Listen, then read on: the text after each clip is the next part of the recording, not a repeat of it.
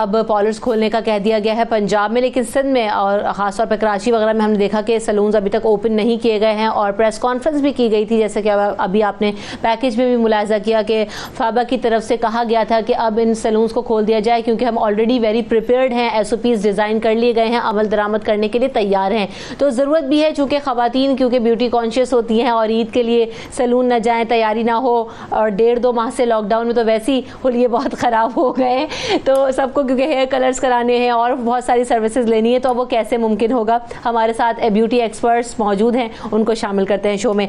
नबीला मेरे साथ हैं जो कि ब्यूटिशियन है और फाबा की मेंबर भी हैं, आपको वेलकम करते हैं नबीला शो में। विकी मेरे साथ हैं जो कि सैलून ओनर हैं और मेकअप और हेयर एक्सपर्ट हैं, आपकी भी आमद का बहुत शुक्रिया। डॉक्टर सैयद ज़ीशान हैदर साहब मेरे साथ मौजूद हैं जो कि असिस्टेंट प्रोफेसर ऑफ बायोलॉजी हैं, उनसे भी बात करेंगे कि किस तरीके से SOPs पर अमल दरामद करवाया जा सकता है और सैलून्स में हमें किन चीज़ों का ख्याल रखना होगा सैलून जाते वक्त। सो सबसे पहले स्टार्टिंग विद यू नबीला, आप लोगों ने प्रेस कॉन्फ्रेंस भी की जिसमें बताया गया, तमाम तरह SOPs पे भी बात हुई, तो क्या वजह है कि पंजाब में सैलून्स खोले गए हैं, सिंध में नहीं खोले गए? देखिए, हम भी तो यही सवाल कर रहे हैं कि आप बताएं कि फ़र्क क्या है, और ख़ास तौर पे जो सेकंड फेज़ है लॉकडाउन का, नुमाइंदगान से कोई बात हुई? नहीं, हमने ये जो SOPs अपने CM को भेजे थे तकरीबन अप्रैल में भेजे थे और उन्होंने रिसीव भी किए हैं, और हमारी कांस्टेंट ये ख्वाहिश है कि वो हमसे बात करें ताकि हम उनको कायल कर सकें कि हम भी सिंध में वो SOPs जारी रखते हैं। लाइक लाहौर में जो सैलून हमारा खुला है, आप जाके देख सकते हैं कि किस तरह से ऑपरेट हो रहा है, और रिटेल की जो दुकानें खुली हैं वो भी आप देख रहे हैं किस तरह से ऑपरेट हो रही हैं और खुली हैं। तो मैं फील करती हूँ कि इस फेज़ में तो हमें अलाउ करना चाहिए। तो उस प्रेस कॉन्फ्रेंस के बाद और वो आप लोगों ने कहा कि रिक्वेस्ट कर रहे हैं कि राब्ता किया जाए, तो कोई बात उसके बाद नहीं हुई अभी तक, या उस पर क्या अपडेट्स है नबीला इस हवाले से? बिल्कुल भी नहीं हुई, और अगर आप देखें कि अगर आप आज का दिन निकाल देते हैं तो 5 वर्किंग डेज हमारे पास हैं बिफोर ईद, जिस तरह से इन्होंने शेड्यूल दिया है, लेकिन हमें वो 5 दिन भी नहीं अवेलेबल हो रहे क्योंकि हमारी कोई बात ही नहीं सुन रहा, हमसे कोई बात ही नहीं कर रहा, और बल्कि हमारे सैलून्स पे रेड्स हो रहे हैं। दिन में एक आध दफ़ा पुलिस मोबाइल आती है चेक करने के क्या हो रहा है अंदर, तो वो बेधड़क अंदर आके चेक कर रहे होते हैं। तो ऑब्वियसली उनको कुछ मवाद तो नहीं मिल रहा, लेकिन ऐसे बहुत से सैलून्स हैं जो चोरी छुपी काम कर रहे हैं, जो कि किसी के लिए भी अच्छा नहीं है। बिल्कुल। सो विकी, लाहौर में भी चूँकि आपका सैलून है, कराची में भी है, तो लाहौर में किस तरह की प्रिपरेशंस की गई हैं? सैलून ओपन किया गया है और यहाँ क्योंकि अभी तक नहीं खोला गया, तो कैसे होगा फिर मैनेज? देखिए, लाहौर में जो ओपन किया गया है, इन्होंने कुछ डेज दिए हैं कि आप वीक में जो है 3 दिन अपना सैलून ओपन रख सकते हैं और 3 दिन शायद आपका ऑफ होगा। वही जैसे कि एज सीनियर नबीला बात कर रही हैं कि हमारे पास सिर्फ 5 दिन बचे हैं, इन 5 दिनों में हम क्या करेंगे? आप ये देखिए कि बहुत सारी ऐसी ख़वातीन हैं जो विडो हैं, इस तरह के लोग हैं कि जिनका घर जो है वो इसी चीज़ से चल होता है।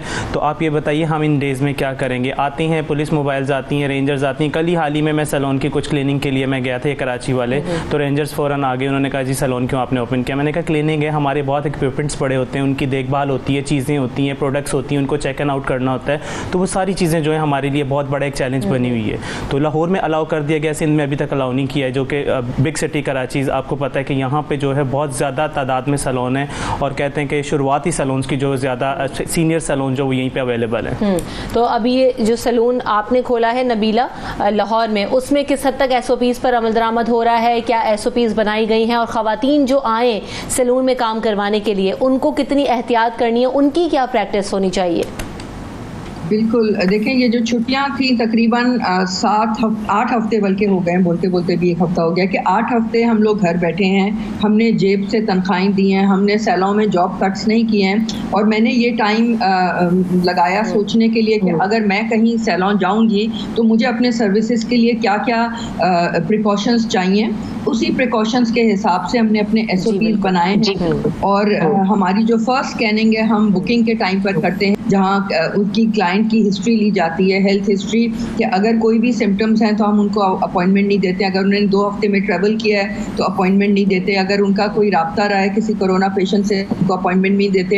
एंड देन जब वो एंटर होते हैं तो उनका टेम्परेचर लिया जाता है, they walk through a mist tunnel, उसके बाद हम उनको मास्क और ग्लव्स प्रोवाइड करते हैं। सैलून के अंदर जो है हमने बहुत स्ट्रिंजेंट क्लीनिंग रखी है और पीपीईज पहने हुए हैं मेरे स्टाइलिस्ट ने, उन्होंने मास्क पहने हुए हैं, उन्होंने वाइजर पहने हुए, शील्ड जो होती है, उन्होंने हेयर कैप्स पहनी हुई हैं और ग्लव्स पहने हुए हैं। और हम अपने क्लीनिंग क्रू को बढ़ाया है जिनका काम है कि हर क्लाइंट के कुछ सरफेस टच करने के साथ ही उनका काम है कि वो वाइप कर रहे हैं विद स्ट्रिंजेंट स्टैंडर्ड्स और मेडिकल ग्रेड क्लीनिंग हो रही है हमारे सैलों में। और जहाँ एक कमरे में 5 क्लाइंट्स होते थे वहाँ हम 2 क्लाइंट्स ले रहे हैं, तो हम लिटरली 40% पे ऑपरेट कर रहे हैं with in the given days, जो कि इतनी कम कर दिए हैं, 7 से 4 दिन कर दिए हैं। लेकिन उसमें भी और ईद से पहले भी अगर अलाउ नहीं हो रहे हमें खोलना तो बहुत ज़्यादा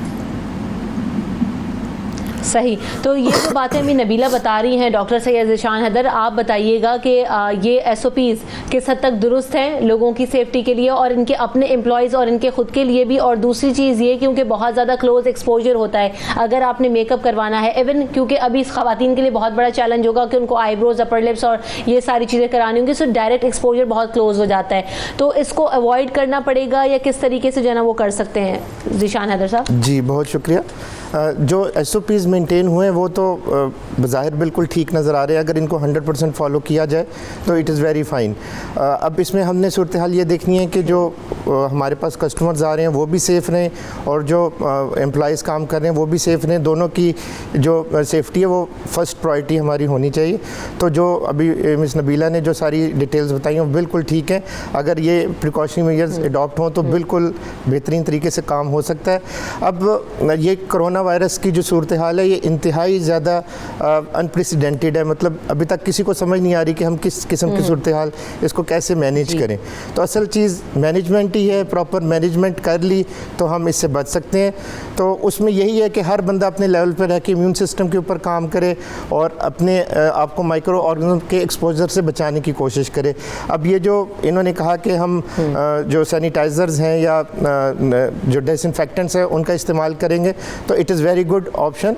और उसमें फिर हमने देखना है कि जो सर्फिसेज हैं, जो चेयर है और जो इक्विपमेंट हैं, जो भी डीलिंग वाली चीज़ें हैं जिससे हम सारा कुछ प्रोसीजर्स कर रहे हैं, वो सारे हर प्रोसीजर के बाद क्लीन अप हों और प्रॉपरली क्लीन अप हों।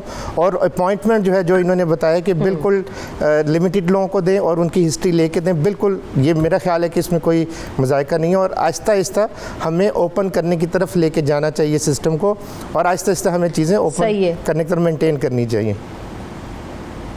जब सारी चीज़ें खोल दी गई हैं तो इनको भी SOPs डिज़ाइन करके और जैसे कि कह रहे हैं कि भरपूर तैयारी है, विकी मुझे तैयारी दिख भी रही है, तो किस तरीके से एक तो आप लोग प्रैक्टिस कर रहे हैं, क्या आप लोगों की सलून्स में प्रैक्टिस होगी, ज़रा बताइएगा। जी बिल्कुल चले। तो जैसे क्लाइंट हमारा इंटर होता है हम सबसे पहले उसका टेम्परेचर चेक करते हैं, इसके बाद हम सैनिटाइजर्स का बहुत ज़्यादा जो है वो यूज़ करवा रहे हैं, ग्लव्स जो है वो प्रोवाइड किए जा रहे हैं। सबसे पहले हमारा जो स्टाफ है आप उनको देख सकती हैं कि उनको हमने शीट प्रोटेक्शन शीट जो है वो दी है, पूरी प्रॉपर एक किट प्रोवाइड की गई है अपने स्टाफ को कि वो इस तरीके से मास्क का यूज़ करें, वो अपने प्रोटेक्शन शील्ड जो है वो लगाएं, उसके अलावा ग्लव्स का और भी बहुत सारी ऐसी चीज़ें हैं, साफ़ सफाई जो है उसका ख्याल रखें, चीज़ें जो है वो स्टेरिलाइज हों। और क्लाइंट का जो है सबसे पहले जब इंटर होता है उससे बहुत सारी चीज़ें पूछी जाती हैं कि क्या आपको टेम्परेचर तो नहीं है, इस तरह की चीज़ें। तो ये SOPs का ख्याल हम बहुत ज़्यादा रख रहे हैं। अच्छा, अब एक और चीज़ होगी, वो ये तो बड़ी अच्छी बात है कि मुझे तो जैसे अभी नबीला से भी बात हो रही थी स्टार्ट करने से पहले शो, तो लग रहा है कि किसी हॉस्पिटल में काम होना है, वीडियोज़ जिस तरह से आई हैं, but which is a very good thing, I admire that कि ऑलरेडी बहुत ज़्यादा प्रिपरेशंस की गई हैं खोलने से पहले भी और जहां खोले गए वहां पर भी।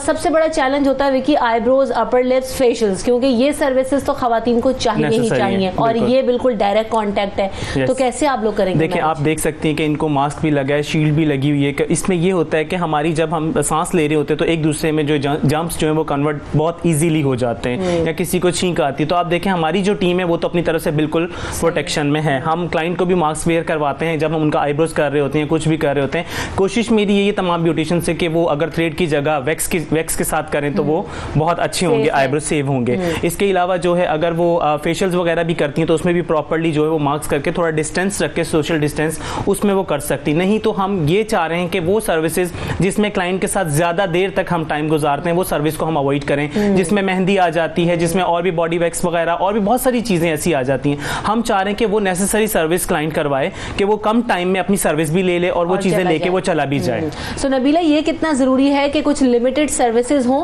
क्योंकि अब टाइम बहुत ज़्यादा लिमिटेड रह गया ईद के लिए, तो यकीनी तौर पर रश बहुत बढ़ेगा ब्यूटी सैलून्स में, तो लिमिटेड सर्विस होना और तमाम तरह प्रिकॉशंस के साथ होना कितना ज़रूरी है?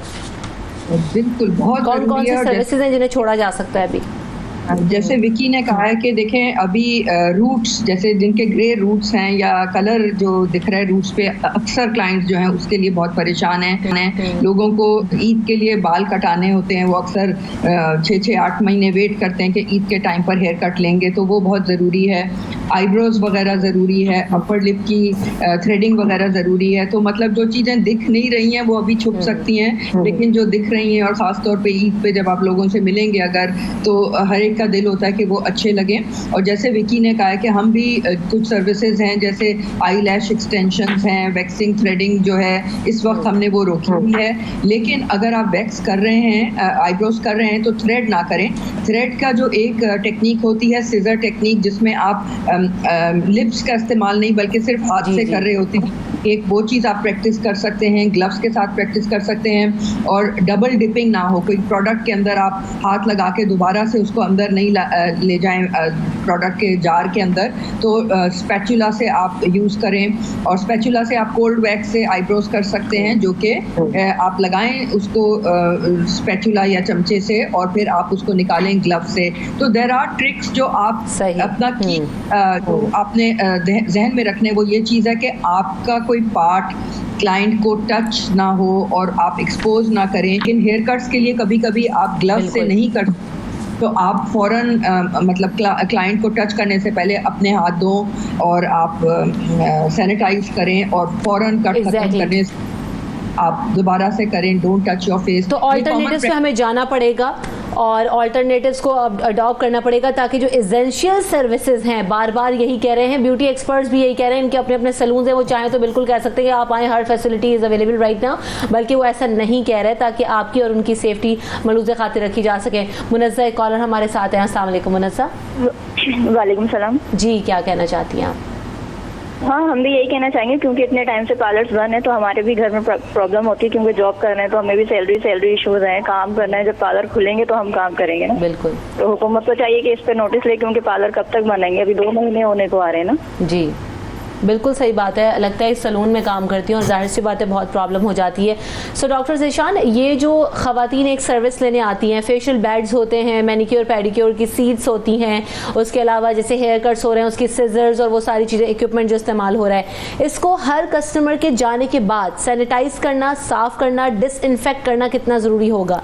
जी, बहुत ज़्यादा ज़रूरी है। हर कस्टमर के बाद जो वॉश होने वाली चीज़ें उनको प्रॉपरली वॉश किया जाए, क्योंकि सोप्स के साथ या सर्फेक्टेंट्स के साथ, सर्फ वगैरह के साथ बड़े आराम से चीज़ें वॉश हो जाती हैं। इसके अलावा जो क्लीनिंग एजेंट्स हैं, डिसइंफेक्टेंट्स हैं, उसके साथ भी क्लीन किया जा सकता है। जिस तरह चेयर्स हैं या ये चीज़ें तो वॉश नहीं हो सकती, तो इनको सैनिटाइज़ किया जा सकता है डिसइंफेक्टेंट से।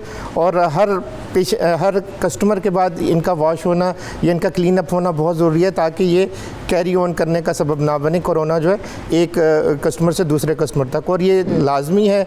और जो एम्प्लॉइज़ काम कर रहे हैं उनको भी हर एक कस्टमर के बाद दूसरे कस्टमर के लिए अपने आप को क्लीन अप करना, अपने हाथों को वॉश कर लें तो बहुत अच्छा है। अदरवाइज़ सैनिटाइज़ ज़रूर करें, और बाकी जितना भी इक्विपमेंट मटेरियल है उसको भी ज़रूर सैनिटाइज़ किया जाए, लाजमी है।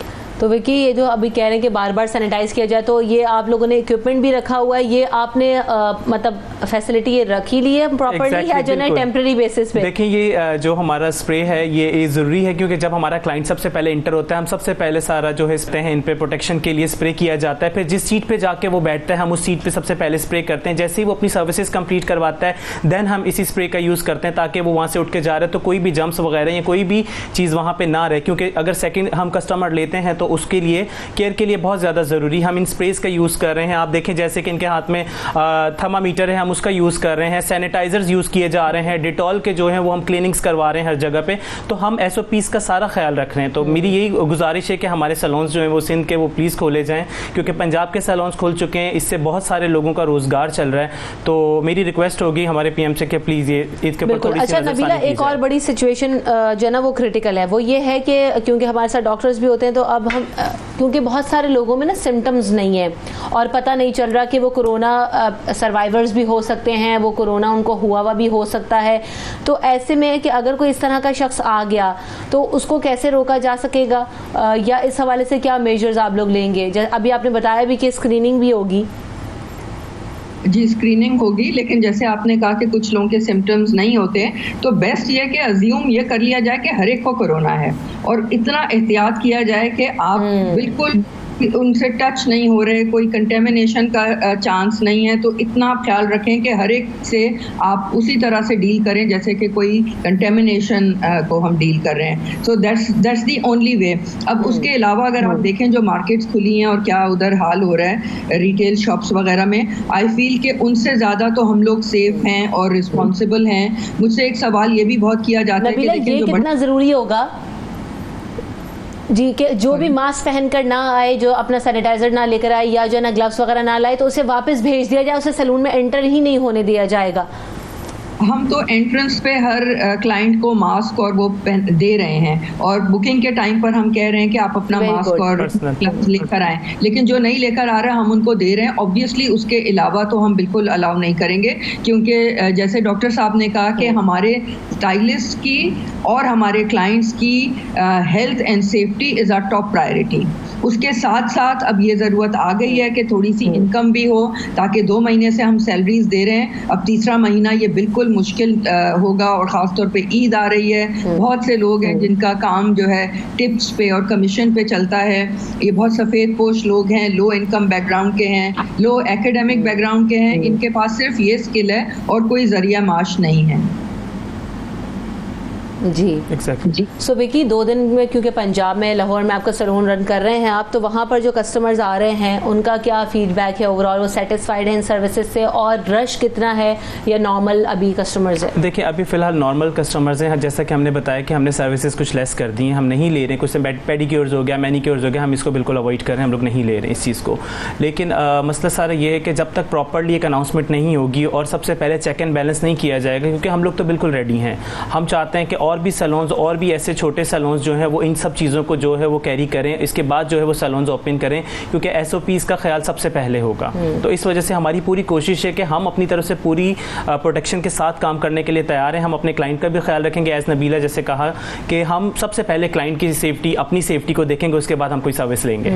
मेकअप ब्रशेज और ब्यूटी ब्लेंडर्स, ये बड़ा जो ना वो डायरेक्ट एक्सपोजर होता है इनका। बिल्कुल, देखिए मेकअप की ये बात की जाए तो रमशा मेकअप का इस वक्त कोई काम नहीं है। इस वक्त मेन सबसे पहले जो है वो हमारे हेयर हैं, हमारी स्किन जो आईब्रोज हो गया, अपर लिप्स हो गया। मेन जो नेसेसरी सर्विस हैं वो सिर्फ यही है कि हेयर का काम, हेयर कटिंग्स और फेस का जो है आप कह लें कि आईब्रोज हो गया, फेस की जो अपर लिप्स हो गए, ये चीज़ें बहुत ज़्यादा नेसेसरी हैं। इसके अलावा की सर्विसेज जो है, मेकअप आपको पता है ईद पे इतना ज़्यादा मेकअप नहीं होता। अच्छा, खवातीन चूँकि नबीला आप घरों में भी अच्छा खासा माशाल्लाह मेकअप कर लेती हैं, अब डिजिटल मीडिया की वजह से बड़ा आसान हो गया है, ट्यूटोरियल्स में जो ना वो मेकअप देख के कर लिया जाता है। सो नबीला, जो ओवरऑल क्योंकि आपकी एक मेकअप रेंज भी है, आपकी प्रोडक्ट्स भी हैं माशाल्लाह और बड़ी ज़बरदस्त है, तो उसके हवाले से क्या क्या वो ऑनलाइन फैसिलिटी आप लोगों ने रखी हुई है या उसमें कमी आई है, या लोग ज़्यादा परचेज कर रहे हैं क्योंकि पता है कि सैलून्स वगैरह तो जा नहीं सकते, तो जो करना है वो घर में करना है?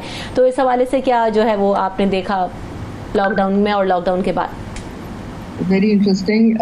देखें, ज़ीरो मेकअप तो ऐसे लगता है कि इस टाइम के लिए बना था, क्योंकि अब तो हर काम जूम पर हो रहा है और वर्क फ्रॉम होम हो रही है, तो इट्स सो कन्वीनियंट। मैं तो उसके बगैर हिल नहीं सकती, अभी भी मैंने ये मेरे सामने पड़ा है, क्योंकि वो लगाए बगैर मैं तो नहीं आ सकती कैमरे के सामने। तो ये बहुत हेल्प कर रहा है और इसकी सेल जो है लोगों को इसकी कदर मेरे ख्याल में इस टाइम पर ज़्यादा हो रही है। तो शुरू में हम इसको ऑनलाइन बेचते हैं zeromakeup.com पे, लेकिन जो डिलीवरीज थी, क्योंकि logistic companies were only delivering essentials, तो अभी तक वो भी हिट हुई है। अब आहिस्ते आहिस्ते आई थिंक वो सेकेंड टीयर के ऊपर आ रहे हैं, तो उसकी ऑनलाइन डिमांड बहुत बढ़ रही है।